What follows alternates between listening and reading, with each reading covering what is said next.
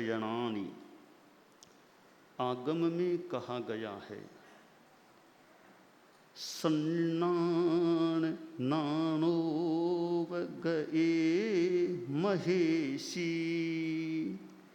अणुत्तरम चरिउम धम्म संचयम अणुत्तरे नान धरे जसंसी ओ भासई सूर्य वंत लिखे।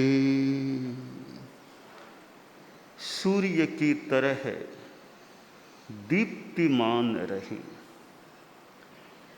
इस सृष्टि में सूर्य भी है, चंद्रमा भी है, पृथ्वी भी है, प्राणी भी हैं और सिद्ध भगवान भी हैं।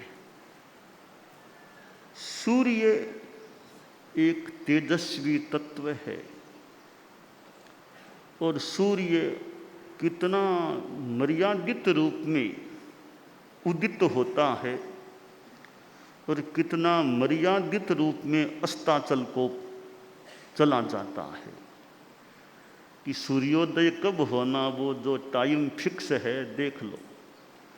ऐसा नहीं कि 10 मिनट लेट उगेगा, ऐसा नहीं कि 20 मिनट पहले ही अस्त हो गया। पंक्चुअलिटी देखना हो, पंक्चुअलिटी, समय की नियमितता, वो संभवतः सूर्य से सीखी जा सकती है कि पहले से हमारे पास निर्धारित है भी यहाँ इतने बजे सूर्य उगता है, जो एकदम सही जानकारी है, इतने बजे सूर्य उगता है। तो ऐसा नहीं कि 10 मिनट बाद में आज उगेगा, आज और देरी से उगेगा, ऐसा नहीं होता है। हाँ, ट्रेन तो कभी लेट हो जाए मान लो, और भी कोई बसें वगैरह लेट हो जाए, हमारे संत भी कभी लेट हो जाएं व्याख्यान में पहुंचने में, वो तो मान लो हो जाए। तो सूर्य लेट सामान्यतया नहीं होता है कि आज 10 मिनट लेट आऊँगा, 15 मिनट लेट आऊँगा, सूर्य लेट नहीं होता है। कितना पंक्चुअल है सूर्य। तो सूर्य की नियमितता जो है, व्यवस्थितता है, टाइम बाउंड उसका अपना प्रोग्राम है, उसकी अपनी जो भी यात्रा है, क्रम है, यह तो एक शिक्षा सूर्य से ली जा सकती है। दूसरी बात, सूर्य में जो प्रकाशवत्ता है, सूर्य न हो तो अंधकार है। अंधकार है वहाँ जहाँ आदित्य नहीं है, मुर्दा है वह देश जहाँ साहित्य नहीं है। तो ये आदित्य है, सूर्य है, इससे कितना हमें सहयोग मिलता है। अब सूर्य है, कोई लाइट नहीं भी हो, ट्यूबलाइट आदि, प्रकाश सूर्य का है, आराम से पुस्तक पढ़ सकते हैं, इर्या समिति की आराधना आराम से हो सकती है। तो यह प्रकाशवत्ता, सूर्य प्रकाश देने वाला है, स्वयं प्रकाशी है, दूसरों को कितना मानो ज्योति का लाभ देने वाला है। तो सूर्य का दूसरा गुण है यह प्रकाशवत्ता। पहला तो नियमितता एक गुण, दूसरा यह प्रकाशवत्ता। सूर्य का हम तीसरा एक उसकी स्थिति देखें कि ताप भी है, सूर्य में ताप है और वह भी जब ठिठुरती सर्दी के दिन हो, पौष माघ या वो जनवरी का महीने में बहुत ठंड हो, और जब सूर्य उग जाता है थोड़ी देर में वो थोड़ी ठंड कम होने लग जाती है। तो ठंड को दूर करने में, यानी सूर्य ताप देने वाला है और सूर्य का ताप मिलता है तो कितना अच्छा भी लगता है सर्दी के दिनों में।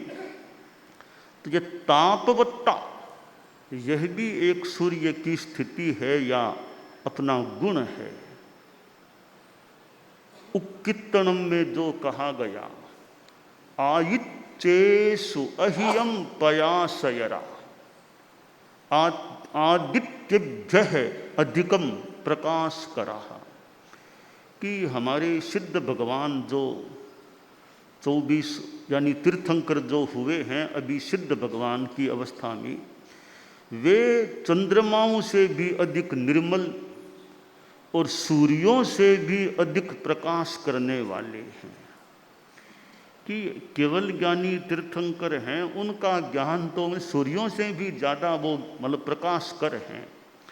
तो यह सृष्टि में जो सूर्य है कितना व्यवस्थित काम कर रहा है, दिन रात दिन रात दिन रात अपना क्रम चल रहा है। इस दिन रात के क्रम में कितने लोग आ गए और कितने यहाँ से विदा हो गए हैं। आगमकार ने यहाँ जो कहा है, ओ भास ई सूर्यवंत लिखे, जैसे सूर्य आकाश में दीप्तिमान होता है, वैसे ही साधु महेशी, महर्षि महिषी या महेशी साधु है, महर्षि कह दें भले या महेशी कह दें, वह साधु भी सूर्य की तरह दीप्तिमान होता है या होना चाहिए। किस आधार पर साधु दीप्तिमान हो सकता है, उस संदर्भ में बात है। पहली बात, संनान नानोब गई, सद्ज्ञान ज्ञानोपगत है। साधु ज्ञानवान जो होता है, ज्ञानी साधु होता है, सद्ज्ञान संपन्न होता है, सद्ज्ञान से ज्ञान प्राप्त करने वाला होता है, ज्ञानियों से भी कोई ज्ञान लेने वाला होता है, और ज्ञानोपगत ज्ञान को प्राप्त हो जाए तो सद्ज्ञान ज्ञानोपगत जो मुनि है वह भी दीप्तिमान हो सकता है। ज्ञान का विकास हो गया है, ज्ञान भी तो प्रकाश कर है। नानम पयासयरम, ज्ञान प्रकाश करने वाला है। तो साधु ज्ञानी हो। कोई समय था कि 4 ज्ञान से संपन्न, चतुर्दश पूर्वी, श्रुत केवली, श्रुत केवली हर कोई चतुर्दश पूर्वधर नहीं होता है। जो एक भिन्नाक्षर चतुर्दश पूर्वी हो वो कोई श्रुत केवली, बाकी अभिन्नाक्षर है तो ऐसे हर कोई श्रुत केवली नहीं। तो खैर हम वर्तमान परिप्रेक्ष्य में देखें, हम तो वर्तमान में जी रहे हैं, 21वीं सदी ईसा की, इसमें अभी जी रहे हैं। तो एक समय रहा जब चतुर्ज्ञान धारक मुनिवर भी होते थे, चतुर्दश पूर्वी होते थे और केवल ज्ञानी भी होते थे। आज से लगभग 2500 वर्ष पहले तो केवल ज्ञानी मुनिवर भी मिलते थे, और आगम में तो साध्वी जी भी केवल ज्ञानी होती। साध्वी जी तो डबल, संतों से डबल केवल ज्ञानी साध्वी जी। 700 अगर संत तो 1400 साध्वी जी केवल ज्ञानी। तो हमारी परंपरा में साध्वी को भी केवल ज्ञान प्राप्त हो सकता है, यह मान्यता स्वीकार की गई है कि साध्वी भी केवल ज्ञानी बन सकती है। ठीक है, दिगंबर आना इस बात को न माने, अपना अपना धारणा का क्रम है। दिगंबर परंपरा भले साध्वी में छठा गुणस्थान भी भले न माने, भले यानी महिला में छठा गुणस्थान भी न माने, केवल ज्ञान तो बहुत दूर की बात है। अपना अपना विचार है, सिद्धांत है। हमारी परंपरा में जो हमारी धारणा रही है कि वहाँ साध्वी को भी यानी स्त्री जाति में भी साधुत्व आ सकता है और केवल ज्ञान की प्राप्ति भी हो सकती है। परंतु वर्तमान में तो न तो साधु केवल ज्ञानी, न साध्वी जी केवल ज्ञानी, अभी तो सब अकेवल ज्ञानी हैं, कोई भी केवल ज्ञानी नहीं, यह व्यवस्था है। और तो क्या मने प्रिय ज्ञान भी अभी कहाँ है। अवधि ज्ञान की नास्ति तो नहीं कहते, पर अवधि ज्ञानी भी वर्तमान में यहाँ कितने मिलेंगे। कोई कोई कभी कभी कोई हो जाए तो हो जाए, बाकी अवधि ज्ञानी भी कितने मिलेंगे, अभी कहाँ मिलेंगे, कहीं हो तो हो। तो अभिमति ज्ञान श्रुत ज्ञान, ये दो ज्ञान ये फिर भी प्रखर हो सकते हैं। तो साधु मति ज्ञान संपन्न और श्रुत ज्ञान संपन्न। साधु में दो ज्ञान है तो दो ज्ञान गृहस्थ में भी हो सकते हैं, और ये दो ज्ञान पशु में भी हो सकते हैं। होने को अवधि ज्ञान भी हो जाए, पर मति श्रुत ज्ञान तो सम्यक्त्वी त्रियंच है, उसमें भी मति श्रुत ज्ञान। त्रियंच व्रत लेना चाहे, कभी पूर्व जन्म का ज्ञान हो जाए कि मैं तो पीछे श्रावक रहा हुआ था, याद आ गया मैंने वो व्रत लिए थे, 12 व्रत लिए थे, अब पुनः व्रत ले लूँ, मैं तो सम्यक्त्वी हूँ, जाति स्मृति ज्ञान सम्यक्त्वी प्रतीत हो रहा हूँ, तो व्रत ले लूँ। तो प्रश्न है, क्या त्रियंच 12 व्रतों को स्वीकार कर सकता है। श्रावक के 12 व्रत हैं, क्या 12 व्रतों को स्वीकार कर सकता है, या 11 व्रतों को ही स्वीकार कर सकता है। कि भी त्रियंच है, 12वां व्रत किसको निभ जाएगा, कौन से साधु उसके वहाँ गोचरी करेंगे, कौन संत वहाँ जाएंगे भी गोचरी बराओ। अरे कैसे बहराएगा, कैसे बहराएगा, एक प्रश्न हो सकता है। और कभी त्रियंच को भी ज्ञान तो है, तो वह इतना तो कर ही ले कि भी साधु को अशुद्ध बहराने का तो मुझे त्याग है, इतना तो वो कल्पना करें, कर ले। अब हाथ से बहरा देना यह तो आदमी के भी बस की बात नहीं है कि साधु को बहरा दे।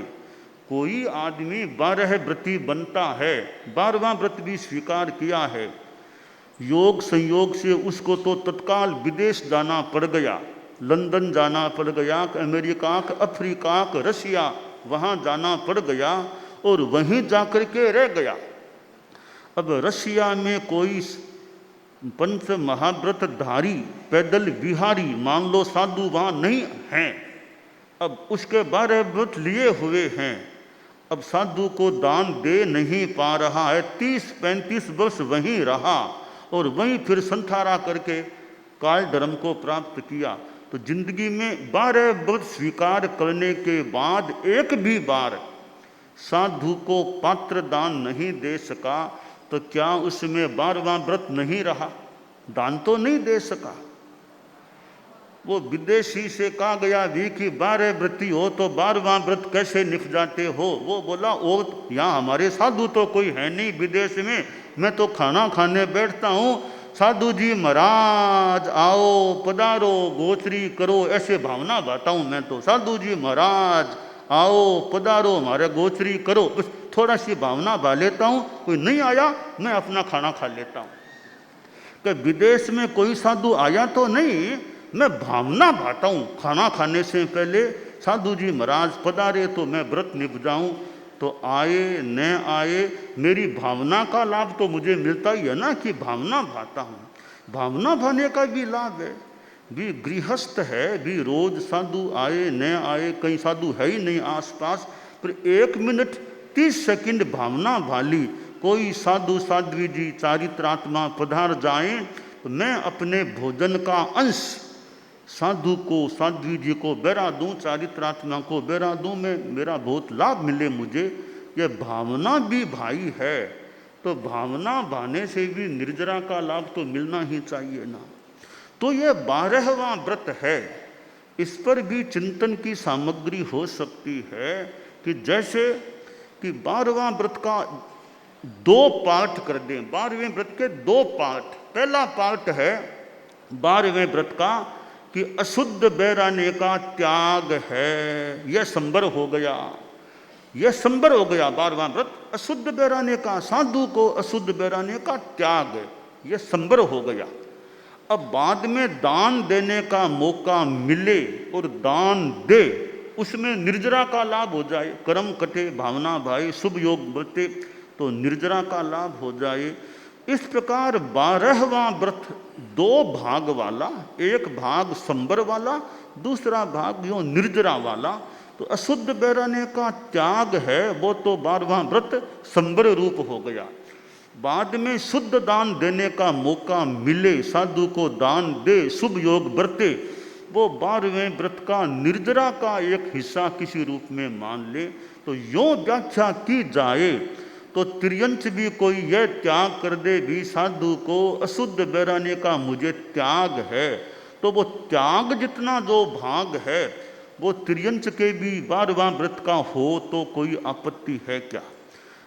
मान लो दान न भी दे सके, वो दे सके कि न दे सके, पर वो अशुद्ध बैराने का त्याग है, उतनी सीमा में तो उसके 12वां व्रत माना जाए तो क्या दिक्कत हो सकती है। एक हमारी चालू एक श्रुति परंपरा सी है, कहीं लिखा हुआ भी कि त्रियंच के 11 ही व्रत हो सकते हैं, 12वां हो नहीं सकता। यह भी बात एक थोड़ी चालू रही है, सुनी हुई भी है, पर चिंतन की सामग्री है कि अशुद्ध बैराने का त्याग इसको भी 12वां व्रत माना जाए तो यह हिस्सा तो तिर्यंच के भी क्यों नहीं हो सकता।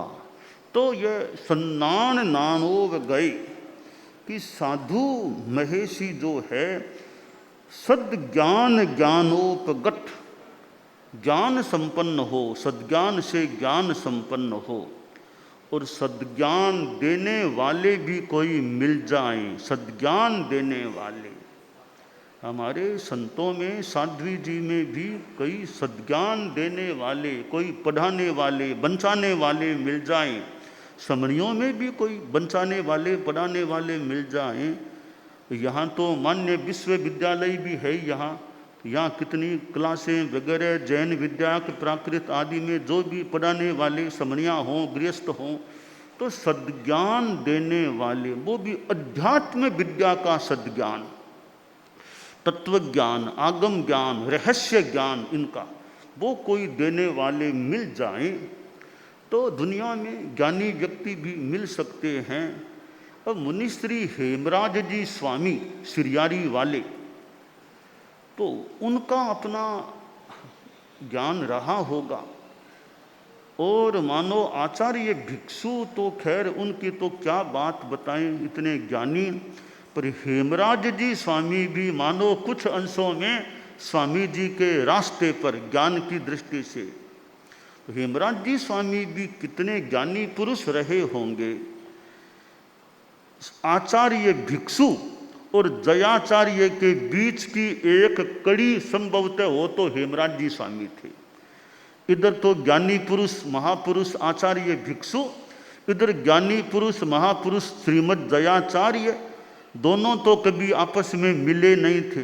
ये दोनों कभी आपस में मिले नहीं, क्यों नहीं मिले कि आचार्य भिक्षु का महाप्रयाण विक्रम संवत 1860 भाद्रव शुक्ला त्रयोदशी को हुआ। जयाचार्य का जन्म विक्रम संवत 1860 और आश्विन शुक्ला में कोई चतुर्दशी तिथि कोई हुआ, यानी 1 महीने करीब बाद जन्मे, तो दोनों का मिलना तो हुआ ही नहीं था। हाँ, इतना जरूर है आचार्य भिक्षु की विद्यमानता में इस धरती पर जयाचार्य पधार गए थे, इतना कहा जा सकता है। इस दुनिया में पधार गए थे, पर जन्म 1 महीने करीब बाद में हुआ, तो यो साक्षात मिले नहीं, परंतु ऐसा मान रहा हूँ कि आचार्य भिक्षु और जयाचार्य के बीच की एक कड़ी वो हेमराज जी स्वामी श्रीयारी थे। आचार्य भिक्षु के पास रहे हुए हेमराज जी स्वामी और हेमराज जी स्वामी के पास रहे हुए श्रीमद जयाचार्य जीतमल जी स्वामी। तो मानो आचार्य भिक्षु का ज्ञान शायद हेमराज जी स्वामी के माध्यम से लेने का मौका जीतमल जी स्वामी को, जीत मुनि को मिला हो सकता है। तो जयाचार्य बालावस्था में थे और हेमराज जी स्वामी सिरियारी जैसे अगवाणी के पास मानो उनको करीब 12 वर्षों तक करीब रहने का जो मौका मिला। कितनी भाग्य की बात कह दें, कुछ भी कह दें, एक ऐसे भिक्षु स्वामी के संपर्क में रहे हुए मुनि प्रवर के पास, एक ज्ञानी संत प्रवर के पास रहने का मौका जीत मुनि को मिला, जो बाद में दयाचार्य बन गए थे। तो मानो एक आचार्य का निर्माण करने में, एक आचार्य के व्यक्तित्व का निर्माण करने में मुनिश्री हेमराज जी स्वामी का भी निमित्त रूप में, किसी रूप में एक योगदान रहा है।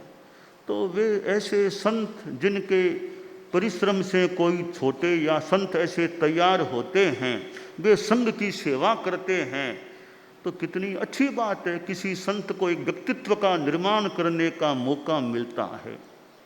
यह व्यक्तित्व निर्माण, खैर आचार्य बने न बने वो एक कोई अलग मैटर है, मूल व्यक्तित्व का निर्माण करना। आज हमारे धर्म संघ में इतने मुनिवर हैं, इतनी साध्वी जी हैं, इधर समणियाँ भी हैं, तो भी जितना संभव हो सके व्यक्तित्व का निर्माण करने में हमारा कोई योगदान हो सकता है क्या? कि हमारे पास रहने वाले भी अच्छे प्रतिभा वाले हैं, वो खूब अच्छे तैयार हो जाएं, अच्छा काम करें, जिस प्रकार की प्रतिभा, जिस प्रकार की क्षमता हो उसके अनुसार उनका विकास हो जाए। साथ में लेने वाला भी चाहिए, ग्रहण करने वाला भी तो चाहिए। कि गाय है, गाय के पास दूध है, फिर कोई दोहक दूध दूहने वाला चाहिए, दूहने वाला हो तो गाय का दूध मिल जाए।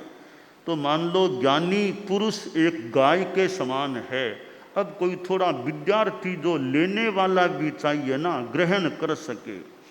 तो ग्राहक भी अच्छा हो और दायक भी, गाय भी तो अच्छी हो ना, देने वाली हो दूध, तो दायक भी अच्छा और ग्राहक भी अच्छा हो तो कोई ज्ञान रूपी दूध प्राप्त हो सकता है। तो हमारे मुनिवर हैं, साध्वी जी हैं, कि जिनके पास कोई छोटे संत आए हैं, आएंगे, एक आने वाले, छोटी साध्वी आने वाली है, एक आई हुई है, जो भी है, भी हमारे पास एक छोटी साध्वी या छोटा साधु आया है, तो कैसे हम इसका निर्माण कर सकें, जो इसमें क्षमता हो उसके अनुसार इसका विकास हो सके, वह हम प्रयास करें। कि थोड़ी प्रेरणा कोई देने वाला भी यथा योग्य मिलता रहे। संस्कृत का जो श्लोक है, ज्वलति चलितेन्धनोग्नि विप्रकृतः पन्नगः फणां कुरुते संक्षोभात् तेजस्वी प्रायः प्रतिपद्यते तेजः। ज्वलति चलितेन्धनोग्नि, ईंधन को थोड़ा हिलाओ, आग प्रज्वलित हो जाए। सांप नागराज को थोड़ा कुछ यूँ छेड़ो, वो फन उठा ले। इसी प्रकार किसी में तेजस्विता है तो सही, कोई निमित्त मिल जाए, थोड़ा प्रेरणा देने वाला, झकझोरने वाला, देखभाल करने वाला, संभालने वाला और बिठा बिठा के सिखाने वाला कोई अच्छा मिल जाए, तो उसकी प्रतिभा है, वह एक अच्छा ज्ञानी व्यक्ति भी बन सकता है। अब छोटा साधु है, छोटी साध्वी है, प्रतिभा भी है, पर कभी आलस्य कर दे और कर दे, तो कोई थोड़ी प्रेरणा दे, उठा दे भी, उठो, करो, सुनाओ, बताओ, तो थोड़ा सुनाने वाला भी हो और सुनने वाला भी हो। भी नए हो, थोड़ा पाठ सुनाओ, 10वें आलियम है और है, थोड़ा हमें सुनाओ आधा घंटा पौन घंटा, तो ज्ञान अच्छा हो सके, पक्का हो सके। तो ऐसे समय भी कोई लगाने वाला और थोड़ी प्रेरणा दे करके उनका सुने, सिखाए, बंचाए, पढ़ाए या अच्छी व्यवस्था करे अध्ययन की, ताकि नयों में जिनमें प्रतिभा है उनका अच्छा विकास हो सके। अब पारमार्थिक शिक्षण संस्था में भी मुमुक्षु ये बाइयाँ है, इनमें जिनकी जो प्रतिभा है उसके अनुसार उनका विकास हो। कोई मान लो ठीक है, सारे बहुत प्रतिभा वाले न भी हों, एक समान प्रतिभा न भी, जिनमें प्रतिभा है, या तो इतनी व्यवस्थाओं की भी अनुकूलता हो सकती है, तो अच्छा अध्ययन का प्रयास हो, अच्छी व्यवस्था मिले तो इनमें वैदुष्य उजागर हो सकता है। मान लो दो रास्ते, कोई इंग्लिश वाले रास्ते से आगे बढ़े, कोई संस्कृत प्राकृत वाले रास्ते से आगे बढ़े, जिसकी जो पृष्ठभूमि है, जिसकी थोड़ी रुचि भी है, उसको देख करके उस दिशा में बढ़ाया जाए। कई बार रुचि के बिना काम होना मुश्किल है। अब रुचि तो हो है अंग्रेजी की, रुचि अंग्रेजी की है, उसमें विकास भी हो गया है कुछ, अब उसको जैसे तैसे प्राकृत में डाला जाएगा। अब रुचि तो है नहीं, अब जैसे तैसे थोड़ा करेगा, इतना विकास न भी हो। अब अंग्रेजी की रुचि और अंग्रेजी की पृष्ठभूमि, उसको अंग्रेजी के माध्यम से आगे बढ़ाओ, उस दिशा में विकास कर लो। जिसकी पृष्ठभूमि हिंदी प्राकृत संस्कृत, उसको इस माध्यम से आगे बढ़ाएं। तो अपनी रुचि अपनी क्षमता के अनुसार उस दिशा में आगे बढ़ाया जाए। तो मुमुक्षु भाइयों का भी कई तो वैसे पढ़ी लिखी आती है, कोई बीए ग्रेजुएट है, कोई कुछ है, कोई मान लो सीए है, तो इतनी पृष्ठभूमि तो है ही। अब और अच्छा कोई मौका मिले, जितना विकास हो सके, तो इनमें फिर यह ज्ञान का विकास भी हो सकता है। तो इतने हमारे मुनि प्रवर हैं, इतनी साध्वी जी हैं, इतने अग्रणी भी हैं, तो वे अपना यह भी यथासंभव लक्ष्य रखें कि कैसे हम अपने सहवर्ती जो छोटे हैं, प्रतिभा संपन्न हैं, उनका अच्छा कैसे विकास हो सके। और ये 3 वर्ष की चाकरी की बात होती है, 3 वर्ष चाकरी करना एक हमारी व्यवस्था चल रही है।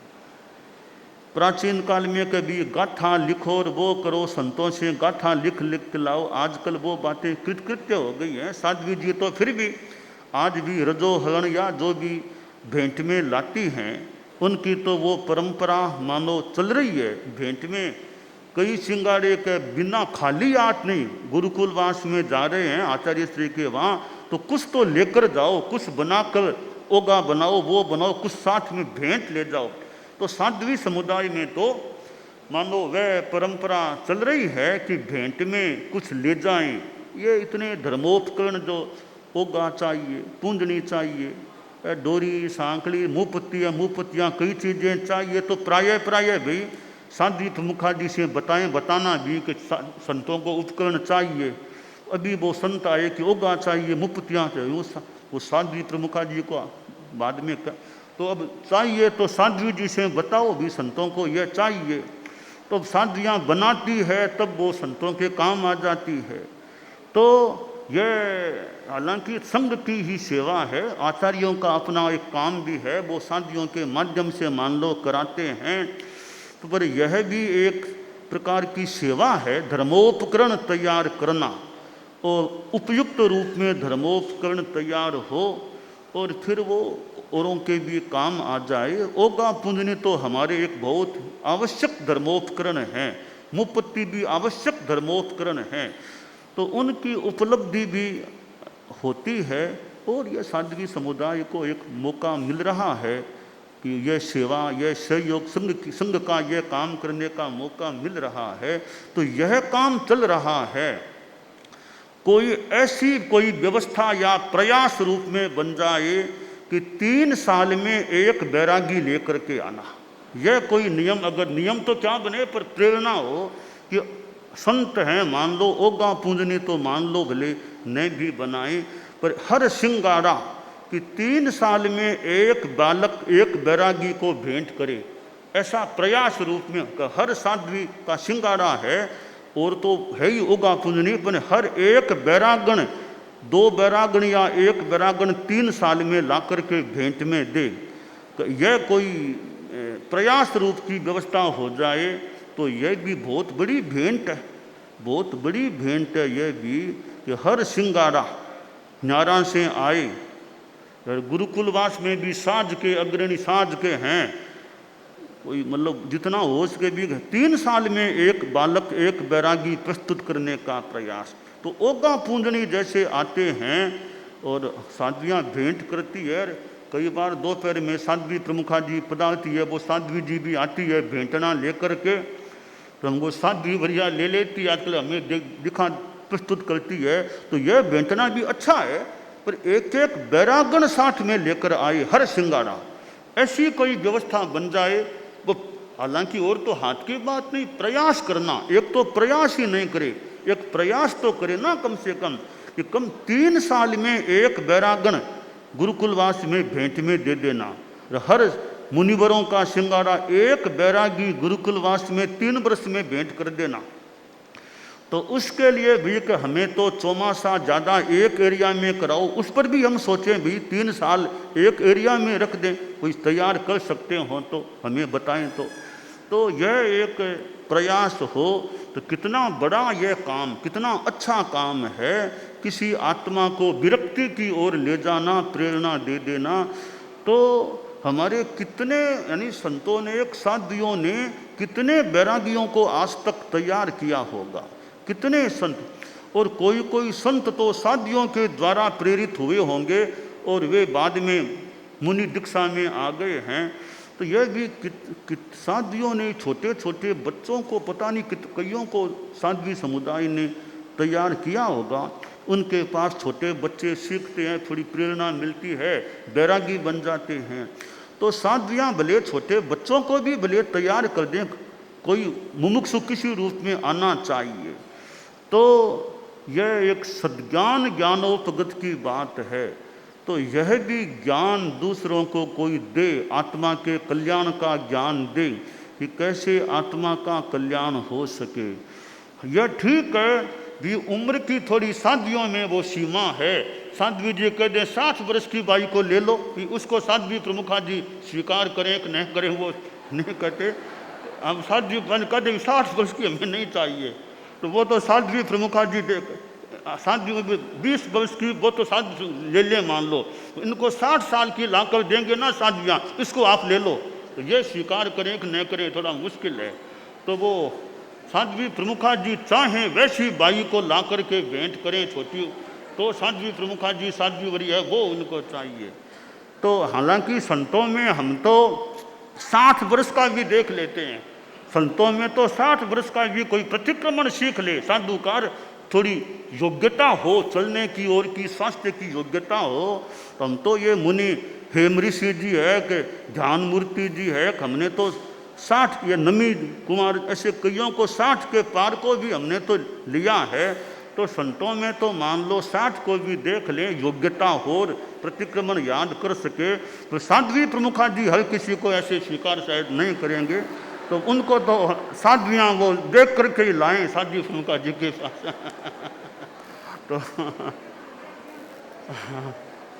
तो मूल बात है कि बैरागी कोई मुमुक्षु कोई तैयार करे। तो क्योंकि साध्वी समुदाय में भी हमारे काम करने वाले साध्वी जी कई अच्छा यूँ प्रवचन व्याख्यान देने वाले, प्रभाव वैदुष्य वाले भी। तो मूल बात है मुमुक्षुओं को तैयार करने का प्रयास हो। तो कभी संत लोग भी चिंतन करें, साध्वियाँ भी, ऐसा कोई नियम बन सकता है क्या कि 3 साल में एक बैरागी प्रस्तुत करने का प्रयास हो, 3 साल में। जैसे चाकरी है कि 3 चाकरी करना होता है, कि 3 साल में एक बैरागी हर अग्रणी को, यह कोई टैक्स कह दें कुछ कह दें, प्रयास के रूप में हो कि एक ला दें। तो एक धर्मसंघ की दृष्टि से भी, आत्मा के कल्याण की दृष्टि से भी बड़ा काम हो जाए। तो आगमकार ने, हालांकि समणियाँ भी है, अब समणियाँ भी जगह कई बाहर विचरती हैं, हिंदू भारत में भी कई समणियाँ, तो वो समणियाँ भी अच्छा काम कर सकती है संभवतः, प्रयास रहे तो, कि कोई मुमुक्षु तैयार हो जाए। और समणियों को तो साध्वी वरिया भी ध्यान दे ले, उस हिसाब से ही उनकी जाने की कोई व्यवस्था बैठे, अमुक एरिया में जाएं जहाँ बैरा मुमुक्षु मिल सके, तो वो सब ध्यान दिया जा सकता है। आगम में कहा गया सन्नान नामोव गए महेशी, सद्ज्ञान ज्ञानोपगत महेशी, कि सद्ज्ञान से ज्ञान प्राप्त करने वाला साधु, ज्ञानी साधु हो। अनुत्तरम चरि धम्म संचयम, और अनुत्तर धर्म संचय कर ले, धर्म का संचय अनुत्तर रूप में कर ले। अनुत्तरे नान धरे जसंसी ओ भाषई सूर्य वंत लिखे। तो अनुत्तर ज्ञान धर यशस्वी जो साधु होता है वो सूर्य की तरह चमकता है, सूर्य की तरह दीप्तिमान होता है। तो साधु में यह सूर्य की सी तेजस्विता भी हम सभी में, सूर्य किसी वो ज्ञान के रूप में तेजस्विता हो, और वो सूर्य की पंक्चुअलिटी, नियमितता, टाइम पर उगना टाइम पर अस्त होना, जो उसका जिस दिन जो टाइम है उस हिसाब से, और प्रकाशवत्ता, सूर्य प्रकाश युक्त है, प्रकाश देने वाला है, वो गुण हो हमारे में, स्वयं ज्ञानी हैं, दूसरों को ज्ञान का प्रकाश दे सके। तीसरी बात है तापवत्ता, कि उष्मा भी दे सके, एनर्जी दे सके, ऊर्जा दे सके। तो सूर्य से हमें ताप भी मिलता है, और सूर्य के ताप से लाभ भी हो सकता है, सर्दी भी दूर हो सकती है। तो नियमितता, प्रकाशवत्ता और तापवत्ता, ये तीन बातें हम सूर्य से शिक्षा के रूप में ग्रहण कर सकते हैं। तो यह तेजस्विता, हमारी चारित्र की तेजस्विता हो, हमारे ज्ञान की भी तेजस्विता हो, ज्ञान और चारित्र दोनों का हमारे में अच्छा विकास हो। आचार्य भिक्षु का भी हम ज्ञान देख लें, उनकी साधना को भी देख सकते हैं। और आचार्य भिक्षु की तीसरी यह जन्म शताब्दी का अब दिन संपन्नता का भी निकट आ रहा है। आषाढ़ शुक्ला त्रयोदशी 27 यह जुलाई जो आगे आने वाली है, वो वर्ष की संपन्नता का भी दिन है। और स्वामी जी के बारे में कितने गीत हैं, उनकी जो साधना कह दें, ज्ञान कह दें। स्वामी जी थारी साधनारी मेरो सी, स्वामी जी थारी साधनारी मेरो सी ऊंचा, मेरो सी ऊंचाई, मेरो सी ऊंचाई है, सागर सी गहराई। ओ स्वामी जी थारी साधनारी मेरो सी ऊंचाई। ओ स्वामी जी थारी साधनारी मेरो सी ऊंच। तो आचार्य भिक्षु के लिए आचार्य श्री तुलसी के कितने गीत हैं। इधर जयाचार्य का भी कितना प्रसिद्ध गीत है। भिक्षु मारे प्रगट्या जी, भरत खेतर में। भिक्षु मारे प्रगट्या जी, भरत खेत। ग्यारो ध्यान धरूं अंतर में। भिक्षु मारे प्रगट्या जी, भरत देश देश ना लोक आपरो।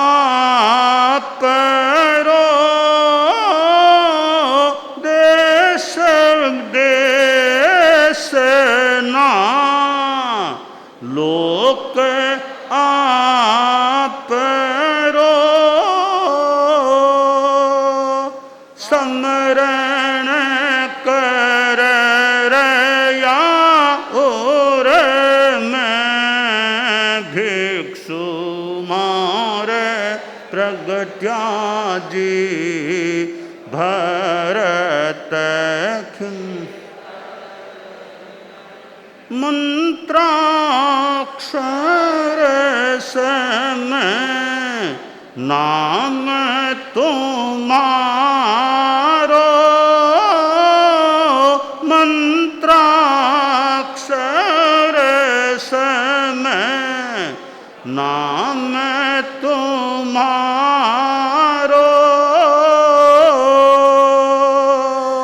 विघ्न मिटे घर घर में, भिक्षु मार प्रगटा जी हरत। भिक्षु भारी माल ऋषि राय प्रसाद, भिक्षु भारी माल ऋषि राय प्रसाद, जय जस सुख मंदर में, भिक्षु मार प्रगटा जी भरत जारो, ध्यान धरूं अंतर में, भिक्षु मार प्रगटा जी भरत खेतर में। ये जयाचार्य ऐसा गीत जो कितना जयाचार्य ने भी कितनी रचनाएं की है। तो यह परम पूजनीय परम वंदनीय आचार्य भिक्षु की जन्म 3 शताब्दी का वर्ष और इस योगक्षेम वर्ष भी साथ में जुड़ा है। दोनों का मिलाप कुछ समय तक दोनों साथ साथ मानो चल रहे हैं। तो ऐसा एक आचार्य भिक्षु से जुड़ा हुआ धर्म संघ हमें प्राप्त है और जिस संघ में उनकी उत्तरवर्ती आचार्य परंपरा चली, भारमल जी स्वामी आदि, और फिर निकट अतीत में हमें परम पूजनीय आचार्य श्री तुलसी का सान्निध्य प्राप्त हुआ, जिनके कितने गीत आचार्य भिक्षु पर हैं। और परम वंदनीय आचार्य श्री महाप्रज्ञ जी का भी हमें सान्निध्य प्राप्त हुआ और आचार्य श्री महाप्रज्ञ जी के भी स्वामी जी पर कोई कोई गीत तो अब जैसे ज्योति का अवतार बाबा ज्योति ले आया, ज्योति का अवतार बाबा ज्योति, ज्योति का ज्योति का आधावलय आलोक गहराया,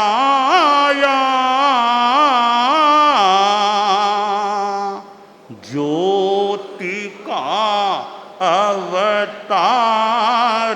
बाबा ज्योति ले, सूत्र का आधार मुझको सूत्र,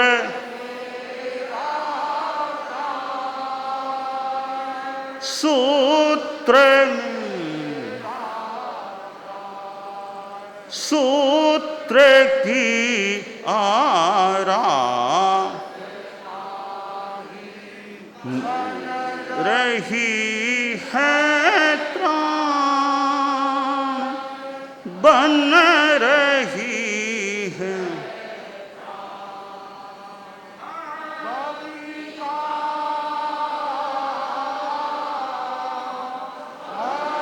टीका अवतार बाबा भक्त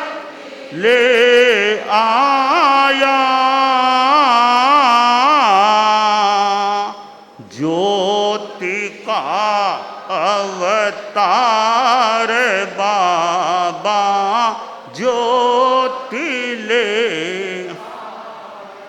ज्योति का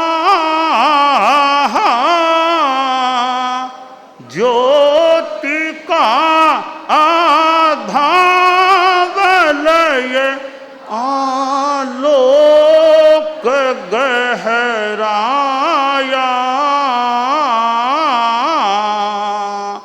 ज्योति का अवतार बाबा ज्योति ले आ। यानी ऐसे गीत हमारे परम पूजनीय आचार्यों ने जो रचे हैं स्वामी जी के प्रति, ये गीत भी अपने आप में एक प्रसन्नता देने वाले, एक प्रेरणा देने वाले, एक अध्यात्म से जुड़ा आनंद देने वाले भी बन सकते हैं। तो ऐसे आचार्य श्री भिक्षु की यह जन्म त्रिशताब्दी, उसका यह वर्ष और वर्ष की संपन्नता का समय भी इसी आषाढ़ महीने में, इसी जुलाई महीने में आने वाला है। तो हम सभी अच्छी आराधना साधना करते रहें, यह काम्य है।